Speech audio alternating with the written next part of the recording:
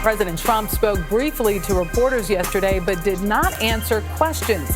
He plans to hold a news conference later today.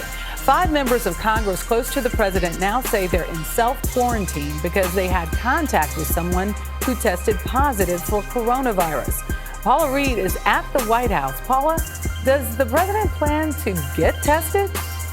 Good morning. Michelle, President Trump traveled with one of those self-quarantine lawmakers yesterday on Air Force One.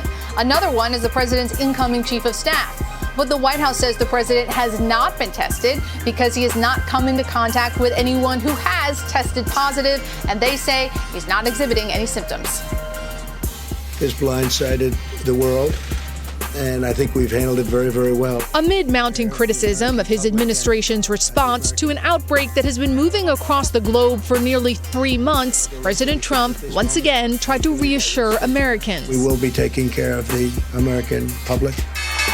The president previously said he thought the U.S. economy was resilient enough to weather the fallout of coronavirus. But now he says he's seeking a very substantial relief, including help for hourly wage earners and a possible payroll tax cut. Even a 1 percentage point reduction in the payroll tax could cut up to $75 billion in revenue. In a sign of how quickly pressure is mounting, we think we will get out of this within months. Just this past Friday, the president's top economic advisor, Larry Kudlow, had pushed against big stimulus packages. The administration is also considering relief for airlines and the cruise industry. But Democrats say the White House should prioritize help for individuals before corporations. This is about the families. We're about putting families first.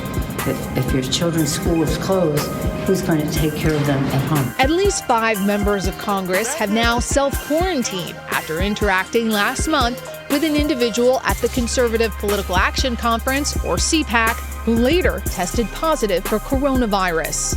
They include the president's incoming chief of staff, Mark Meadows, Georgia's Doug Collins, who shook President Trump's hand Friday ahead of a visit to the CDC, and Florida's Matt Gaetz, who flew with the president on Air Force One just yesterday. Gaetz tweeted a photo of himself wearing a gas mask while he signed the coronavirus funding bill.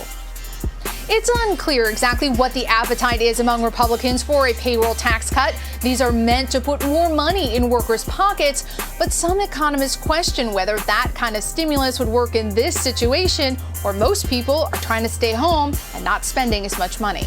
Tony? Paula, thank you very much.